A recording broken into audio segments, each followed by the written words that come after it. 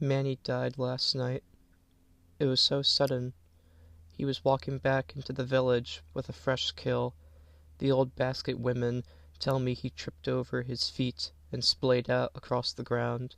His head was straight back, neck tight. He muttered something. Mutt, mutt.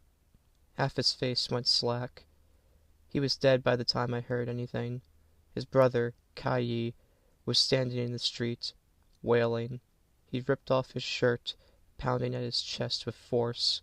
He took Manny by the arm and pulled him over his shoulder, half dragging him to our home. All I could do was mourn with him. I drove my nails into the back of my arm, hollering with pain for Manny. I tore at my hair, long black ribbons breaking away with wet pops. Manny was so beautiful. His long arms and hands. They called him Stork when we were kids. They teased him, but I thought it was true. He was beautiful, like the colorful cranes that flew over our village in the late seasons. As I looked at him then, his long arms lay like broken wings, sprawling from his slender frame in painful angles after Kai had thrown him down on the dusty floor of the hut. Kai was grabbing all the blankets, tearing them from the wooden walls, and tossing them over his brother's twisted body.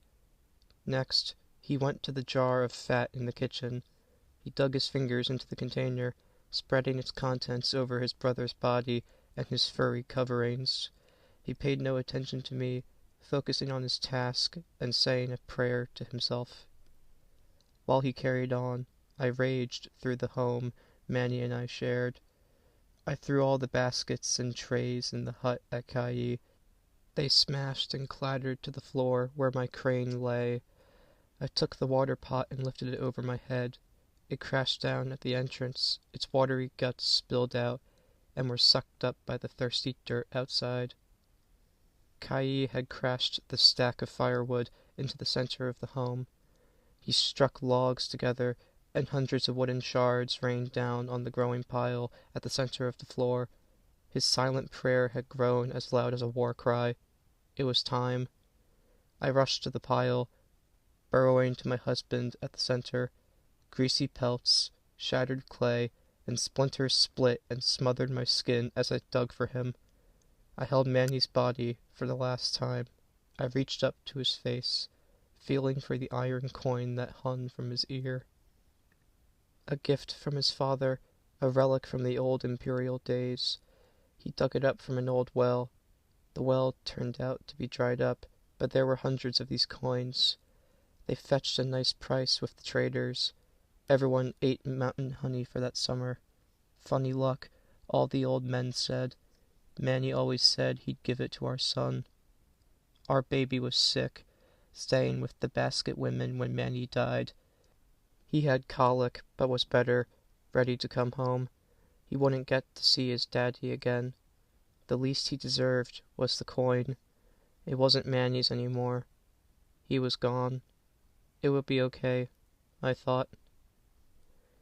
I took off the remainder of my clothes, ripped the beads from my neck and wrists.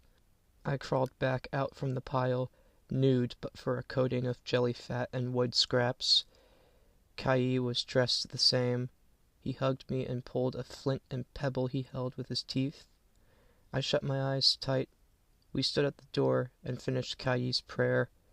He struck the flint. We burned. Kai and I fell backwards, knocked back by our neighbors wielding large paddles.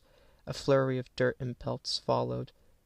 I felt smoke fill my lungs as the grease covering us crackled and extinguished. The weight pushed me down into the dirt below.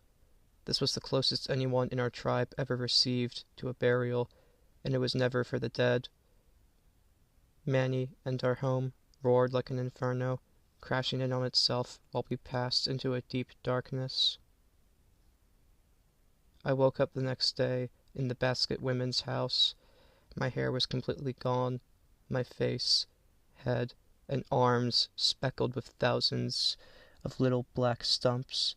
My skin was completely untouched by the flames. One of the women, Prive, took me down to the river for a bath, and I emerged smooth and clean. Even the gashes from my nails were gone. More pure than newborns, the old woman told me. That's what the fire was meant for. Without it, she said, death lingers. All the goodness of Manny left this world as soon as he fell to the ground. Anything left after was nothing but a shadow. And shadows need hosts, something to follow. So we must burn. I didn't miss my hair. I didn't miss my home. I didn't miss the body. They meant nothing without my husband. All I missed was my baby. Pride let me see him after my bath. He was laughing, so happy to see his mommy. He saw no difference in me. It's as if my hair had never existed. I wondered what that meant for Manny. When the old woman wasn't looking, I slipped the coin into his swaddling. We'd be leaving before anyone noticed. He'd grow into a beautiful man like his father. I'd tell him all about Manny. I'd tell him how they shared the same long arms and beautiful hands. I thought we'd be happy again, that everything would be okay. They say sometimes children die for no reason. Just like Manny, the women said. There was no hair to burn the second time, only flesh. They don't think I'll recover. They haven't even taken me to the river for a bath. I made sure to take the coin off my baby's corpse. It's mine now. I won't see any more burials in my life. Now, all I can do is burn.